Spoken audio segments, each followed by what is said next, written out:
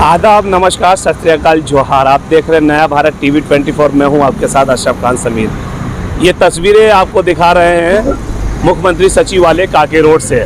बताना चाहेंगे जितने ही लोग खड़े हुए मेरे पीछे जो मजमा है, ये मजमा आम मजमा नहीं है, बल्कि बताना चाहेंगे कि रांची में जो दंगा हुआ था 10 जून को, उसको लेकर के आज मुख्यमंत्री सचिवालय पहुंचे हैं अपनी मांग को लेकर।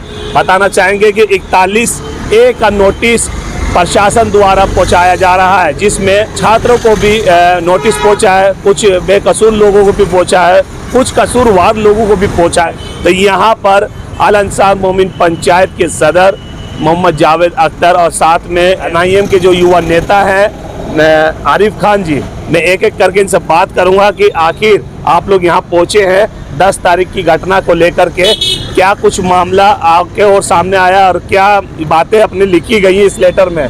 स्वागत है आपका नया भारत टीवी 24 में। मोहम्मद जावेद जी, क्या बातें इस लेटर में लिखी गई और सूचित किया है सरकार को? आज हम लोग आए थे मुख्यमंत्री से मिलने के लिए, तो पता ये चला कि मुख्यमंत्री दिल्ली गए हुए हैं। तो हम लोगों को बताया गया कि आप सचिवालय में लेटर रिसीव करा दो। लेटर में हम लोग मांग कर रहे हैं मुख्यमंत्री साहब, माननीय मुख्यमंत्री से, कि वो जो निर्दोष लोग हैं जी, जो पुलिस प्रशासन के द्वारा डेली मार्केट थाना के द्वारा 41A के तहत जो नोटिस दिया जा रहा है निर्दोष बेकसूर लोगों को, नाम पूछ कर आप लेटर दे रहे हैं, तो वैसे लोगों को परेशान ना करें। जो दोषी हैं हम उसके खिलाफ हैं। हम जो दोषी जो गलत किए हैं आप उसको बिल्कुल पकड़े, लेकिन जो निर्दोष है उसको कतई भी आप मत पकड़े और उसको कभी भी कोई चार्ज में नहीं बुलाए। उनके परिवार को आप बार बार थाने बुलाते हैं। एक आम आदमी जो पढ़ने लिखने वाला बंदा थाना जाता है, डर सा जाता है, तो थाना का काम है कि उसको सुलझा के बात को अपने से वेरिफिकेशन करे। इसीलिए सरकार ने प्रशासन को बनाया है ताकि वो अनुसंधान ईमानदारी से करके और निष्पक्ष जांच रिपोर्ट सौंपे। लेकिन ये कर क्या रहे हैं कि किसी को भी धारा 41 का नोटिस पकड़ा दे रहे हैं। चूँकि जो 10 तारीख की घटना थी उसमें प्रशासन के द्वारा 10,000 लोगों पे, अज्ञात लोगों पे FIR किया गया था।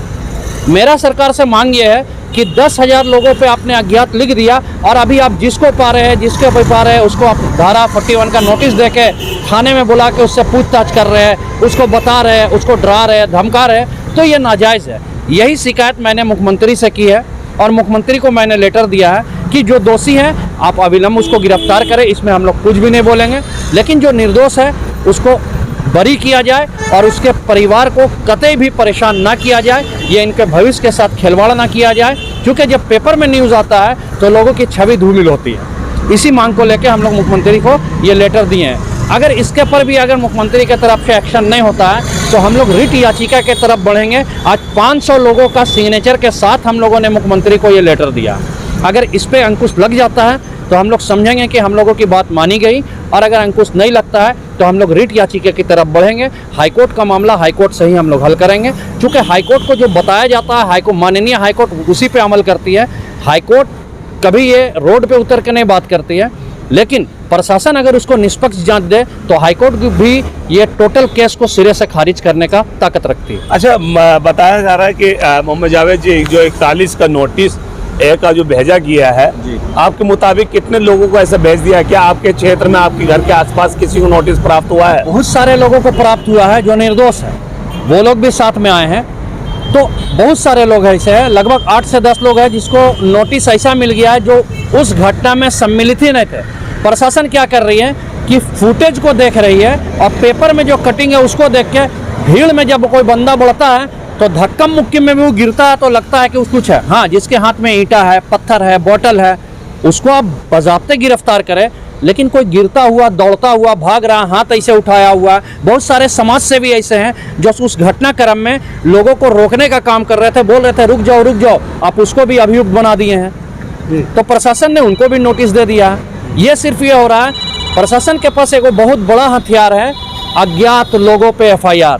तो अज्ञात में वो किसी को भी लाद ले रहे हैं, जिनसे उनका नहीं पट रहा है उसको भी उठा के ले आ रहे हैं। ये गलत है।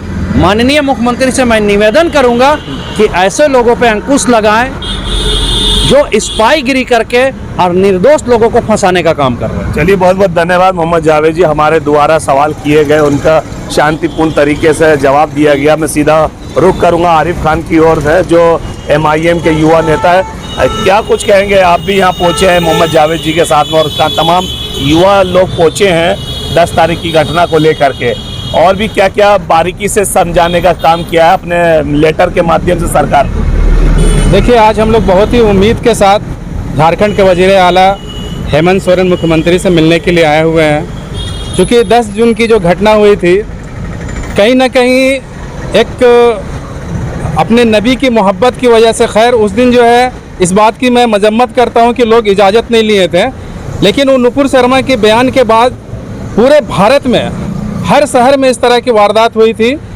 लेकिन रांची में जो हुई थी वहाँ पे अगर आप देखा जाए तो सारे तौलबा तबका के लोग थे, स्टूडेंट तबका के लोग थे, जिनकी कैरियर अभी पूरी बची हुई है। तो आज मैं सिर्फ मुख्यमंत्री से इतना दरख्वास्त करने के लिए आया हूँ कि आप जिस तरह पूरे झारखंड के मुस्तकबिल और कैरियर को लेकर सोच रहे हैं, तो आप कम से कम इन बच्चों को भी सोचिए कि अगर इन 6, 7, 8 धाराएं लगा करके जो नोटिस भेजा जा रहा है, शुरू से ही तो लोग प्रताड़ित हो रहे हैं। आप देख लीजिए, जिस दिन घटना घटी लोगों की जानें भी गई, पुलिस की लाठियां भी खाए, बाद में रात में रेड हो रहा है तो लोग घरों के बाहर है तो कहीं इधर से उधर तराई मामते। उसके बाद आज इतना दिन बाद 2 महीना 3 महीना बीतने के बाद फिर से उसी तरह से लोग परेशान हैं, घर बच्चों के गार्जियन परेशान हैं, सारे स्टूडेंट तबका के लोग, वो लोग परेशान हैं कि हमारे करियर क्या होगा, हमारा मुस्तकबिल क्या होगा। तो मैं माननीय मुख्यमंत्री से एक इल्तजा करने के लिए आया हूं कि जिस तरह से आपने बड़ी बड़ी कामों को अंजाम दिया है, पत्थलगड़ी की सारे केस को खारिज करवा दिया है। आप धनबाद में जब CA/NRC का जो मामला आया था, जुलूस आया था, उस वक्त भी सारे केस को एक मरतबा में खारिज कर दिया गया था। और इस बार फिर से आपने एक बहुत बड़ा कहीं ना कहीं ये 1932 खतियान लागू करके एक संदेश दिया है कि मैं अपने झारखंड के और अपने झारखंड के तमाम स्टूडेंट को और छात्रों का एक मुस्तकबिल और कैरियर को संवारने का काम करूंगा। यहाँ के लोगों को पलायन नहीं करना पड़ेगा, यहीं पे नौकरी मिलेगी।